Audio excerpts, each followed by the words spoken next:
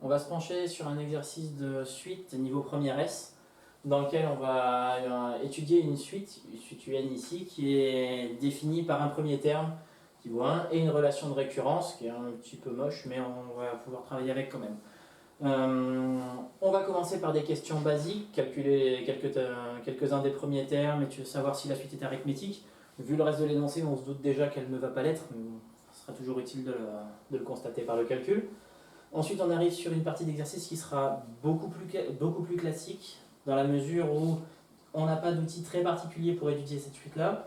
On va utiliser ce qu'on appelle une suite auxiliaire, une suite Vn qui est définie à partir de la suite Un et qui va avoir des propriétés bien plus sympathiques. Par exemple, on verra qu'elle est arithmétique. On va pouvoir utiliser le terme général d'une des suites arithmétiques qu'on connaît du cours pour trouver le terme général de la suite UN qui, a priori, n'était pas si facile que ça. Et on terminera par une question assez classique aussi qui concerne l'étude des variations d'une suite. Vous verrez qu'il y a plusieurs méthodes qui peuvent s'employer, on en utilisera une en particulier ici. Donc on commence avec le premier terme de la suite UN pour calculer U1 et U2. Alors pour calculer U1, ben c'est simple, on va réutiliser la relation de récurrence. On a le terme de rang n plus 1 à partir des termes de rang n. Autrement dit, on a n'importe quel terme à partir de son terme précédent. Donc pour calculer U1, on a besoin de U0. U0, il vaut 1. Donc on remplace simplement. U1, il va se calculer comme 2 fois U0 sur 2 plus 3 fois U0. Et U0 valant 1, ça nous fait 2 fois 1 sur 2 plus 3 fois 1. Autrement dit 2 sur 2 plus 3, 5. U1 vaut 2 cinquièmes. On enchaîne pour calculer U2. Pour calculer U2, il nous faut la connaissance de U1, mais on le connaît, c'est parfait, donc on peut continuer. U2, ben on reprend, c'est 2 fois U1 sur 2 plus 3 U1. U1 qui vaut 2 cinquièmes, on va remplacer, donc le calcul va devenir un petit peu plus complexe. Je vais l'écrire en colonne, quitte à perdre un petit peu de place, c'est pas très grave, ça coûte pas cher encore à l'heure actuelle.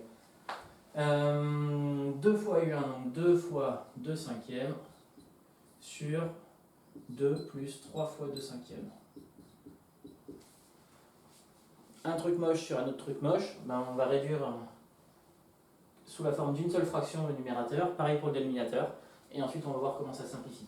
Donc le numérateur 2 fois 2 cinquièmes, ça fait 4 cinquièmes, sur 2 plus 3 fois 2 cinquièmes, 3 fois 2 cinquièmes, ça fait 6 cinquièmes, et le 2 qu'on va mettre sur 5 aussi pour l'additionner, 2 ça nous fait 10 cinquièmes, donc 10 cinquièmes plus 6 cinquièmes, ça va faire 16 cinquièmes. On se retrouve avec une fraction sur une autre fraction, donc on reprend la bonne vieille propriété du collège divisé par un nombre, ça revient à multiplier par son inverse. Donc ça nous donnerait 4 cinquièmes multiplié par l'inverse de 16 cinquièmes. L'inverse de 16 cinquièmes, c'est 5 seizièmes. Et alors là, soit on prend la peine de faire le calcul et ensuite on simplifie la fraction, soit on remarque que là, en haut on multiplie par 5, en bas on multiplie par 5, et il va nous rester 4 seizièmes. 4 seizièmes, ce qui nous fait 1 quart. Conclusion, U2 vaut 1 quart. Maintenant qu'on a ces données-là, on va pouvoir répondre à la deuxième question avant de manquer de place, donc on va en profiter. Deuxième question, la suite est-elle arithmétique? On se rappelle quand même ce que c'est qu'une suite arithmétique. Une suite arithmétique, c'est une suite dans laquelle, pour passer d'un terme à l'autre, on additionne un nombre, éventuellement négatif, donc ça peut être une soustraction, mais ce nombre est toujours le même. Pour passer de U0 à U1, on rajoute, je sais pas, 42. Pour passer de U1 à U2, on rajoute encore 42. Puis la même chose de U2 à U3, de U3 à U4, de U4 à U5, etc. L'avantage, c'est que là, on a un premier terme, on a le terme U0 qui vaut 1, le terme U1 ici et le terme U2 là. Il suffit de regarder si pour passer de chacun de ces termes à son successeur, on additionne toujours par le même nombre. Et on va pouvoir voir que il se trouve que ça nous donne une suite qui n'est pas arithmétique. Donc on va peut-être le voir sur un tableau, c'est un petit peu plus clair. Alors on va donner un tableau avec en première ligne des indices n et en deuxième ligne les valeurs de la suite UN. Donc pour n valant 0, puis 1, puis 2. On n'a pas poussé les calculs plus loin, mais on pourrait le faire, même si ici ça ne va pas être très utile. Donc pour n égale 0, UN ça vaut 1. Pour n égale 1, UN ça vaut 2 cinquièmes, on l'a dit un peu plus bas, un peu plus haut, pardon. Et pour n égale 2, UN ça vaut 1 quart. Voilà. Donc on a ce tableau-ci. Et maintenant on va remarquer que si on veut passer de U0 à U1, et ben, je vous passe les détails. En fait, il se trouve qu'on retranche 3 cinquièmes. Donc si on enlève 3 cinquièmes, ben, il n'y a plus qu'à espérer qu'on ait besoin d'enlever 3 cinquièmes aussi pour aller de U1 à U2. problème, c'est que, encore une fois, je vous passe les détails, pour passer de U1 à U2, on retranche 3 vingtièmes et non pas 3 cinquièmes. Donc cette fois-ci, on a retranché deux nombres différents. Donc c'est pas la même étape additive pour passer de U0 à U1 que pour passer de U1 à U2. Conclusion, la suite n'est pas arithmétique. On fait une petite parenthèse quand même pour rappeler que si on avait trouvé la même raison ici, si on avait eu une addition pour aller de U0 à U1 et la même addition pour aller de U1 à U2, ça n'aurait pas justifié pour autant que la suite était arithmétique, dans la mesure où on ne sait pas si potentiellement de U2 à U3 c'était toujours cette même raison, ou de U768 à U769 ça aurait été la même chose. Il aurait fallu vérifier longtemps ou utiliser une autre technique de calcul qu'on utilisera un petit peu plus bas d'ailleurs. On va se pencher maintenant sur la troisième question, dans laquelle on nous définit une nouvelle suite Vn qui est une suite auxiliaire. Cette suite-là, il se trouve qu'elle va avoir des bonnes propriétés. Donc on va la regarder d'un petit peu plus près pendant que j'efface le tableau, et on va regarder ce que ça donne. La première chose qu'on remarque, c'est qu'on nous l'a défini comme Vn égale 1 sur Un. 1 sur Un, normalement dans notre esprit de mathématicien, il y a toujours une petite lampe qui s'allume en disant, bon voilà, 1 sur Un, ah j'ai un dénominateur, est-ce qu'il s'annule? Bon, l'énoncé est gentil, il nous dit on fait gaffe, le dénominateur ne s'annule pas, on ne se pose pas de questions. Donc bon, on ne se pose pas de questions, on reste tranquille à ce niveau-là, tout va bien, la suite est bien définie. Montrer que la suite Vn est arithmétique. Alors, lui donner sa raison son premier terme, ça en général ça va avec. Montrer que la suite est arithmétique, on a dit que pour passer d'un terme à son successeur il fallait additionner, autrement dit ça veut dire qu'il faut réussir à démontrer que c'est Vn, pardon.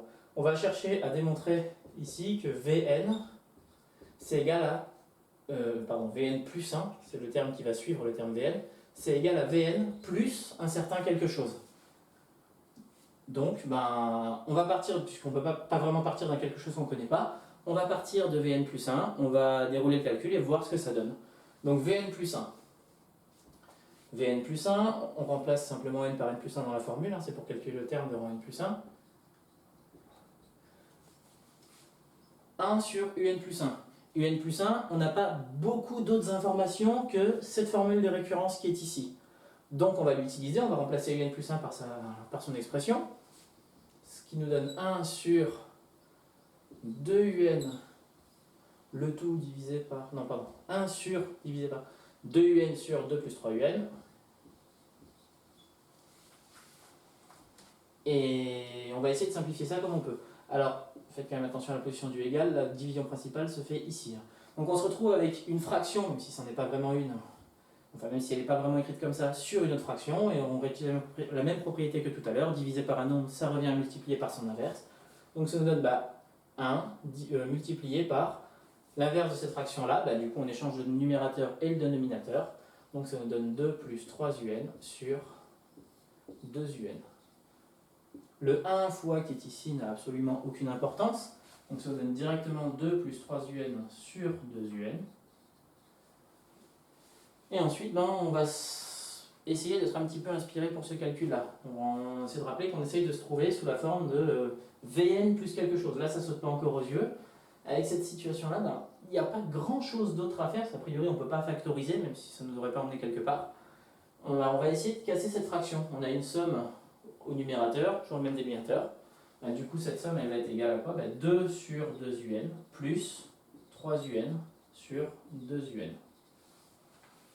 Simplement une addition au numérateur dans une fraction. 2 sur 2Un, ça va simplifier un petit peu, puisqu'on peut simplifier par 2 en haut et en bas. Il va nous rester 1 sur Un. Ça, c'est plutôt une bonne nouvelle. 1 sur Un, c'est Vn. Donc on a peut-être réussi à faire apparaître Vn dans notre calcul. Et ensuite, 3Un sur 2Un. On a Un en haut et en bas, c'est parfait, ça simplifie. Enfin, Un en facteur de tout le numérateur et pareil en facteur de tout le dénominateur. Donc on peut simplifier par Un, il nous reste 3 demi. Comme on l'a remarqué juste avant, 1 sur Un, ça fait Vn. Donc on vient de montrer que Vn plus 1, c'est égal à Vn plus 3 demi. Autrement dit, pour passer de Vn à Vn plus 1, il suffit de lui rajouter 3 demi. Et toujours 3 demi. Donc on vient de montrer là que la suite, elle est arithmétique. Je vais effacer le haut du calcul pour pouvoir écrire la conclusion quand même.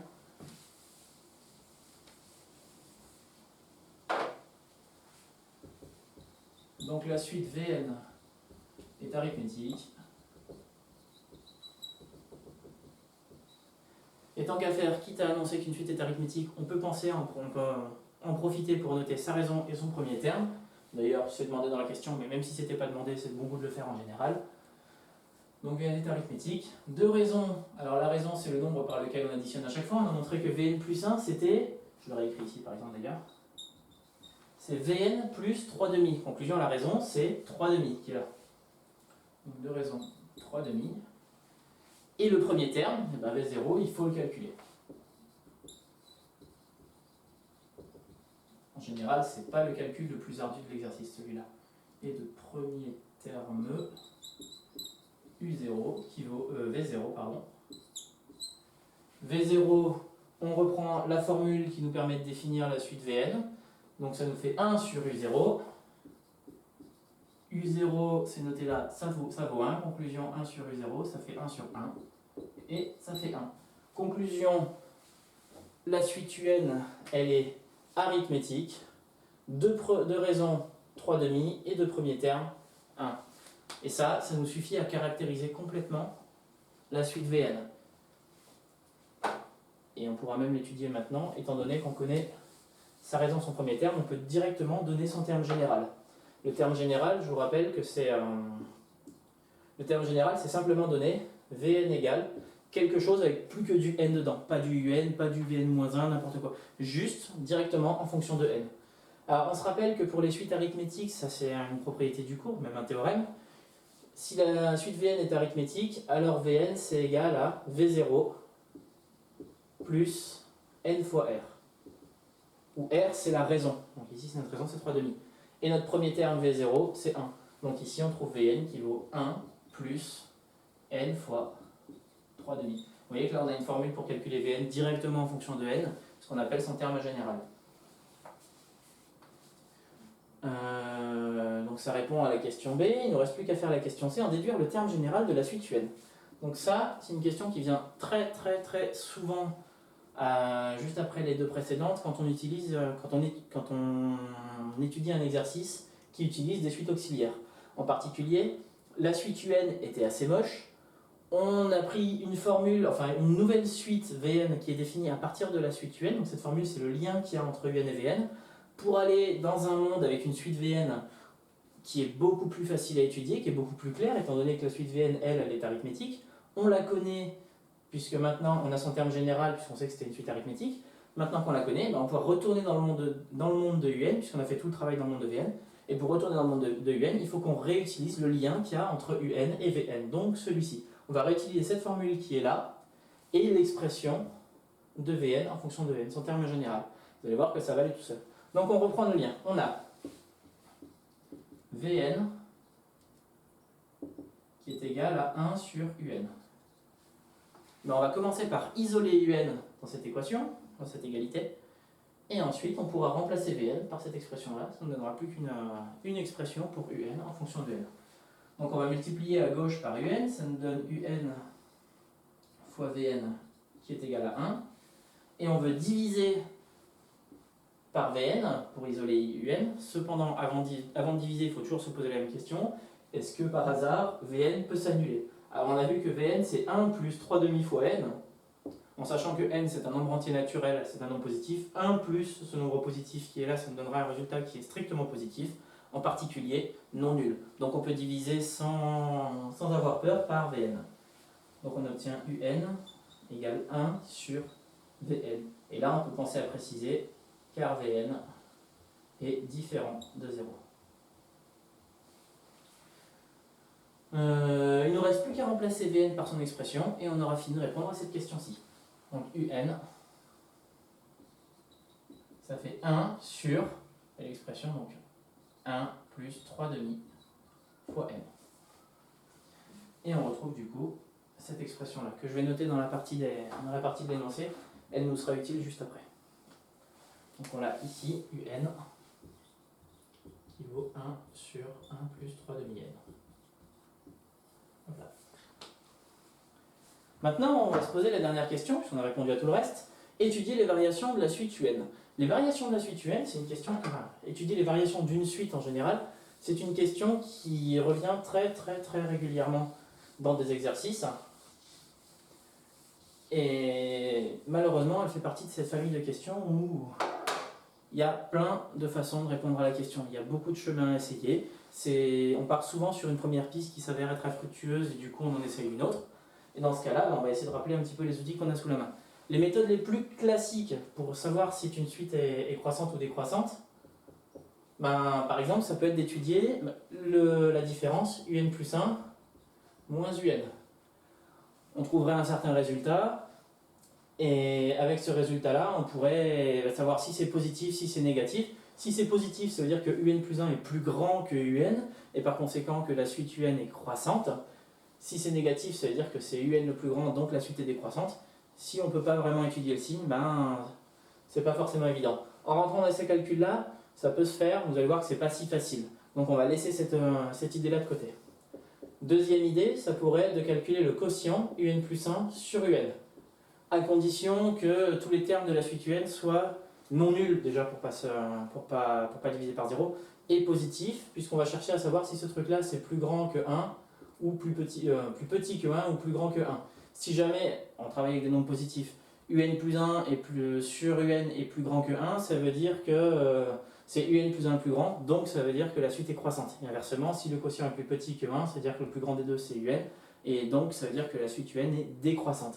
Ici, ça ne va pas être facile à mettre en place, puisqu'on n'a pas d'argument évident, il y en a un là, mais on ne va pas vraiment creuser, pour dire que la suite UN, tous les termes de la suite UN sont positifs. On sait qu'ils sont non nuls, c'est donné dans l'énoncé ici, mais positif, on n'a pas fait ce travail-là, et je ne suis pas sûr que calculer ça divisé par UN, ce soit quelque chose qui nous amène à un calcul très simple.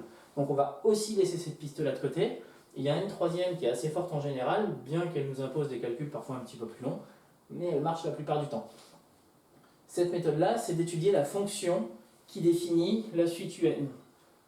Donc, cette fois-ci, on pourrait étudier la fonction qui a x, je vais l'appeler f cette fonction, la fonction f qui a x associe, on reprend cette formule-là, on reprend le terme général ici, qui a x associe 1 sur 1 plus 3 demi fois x.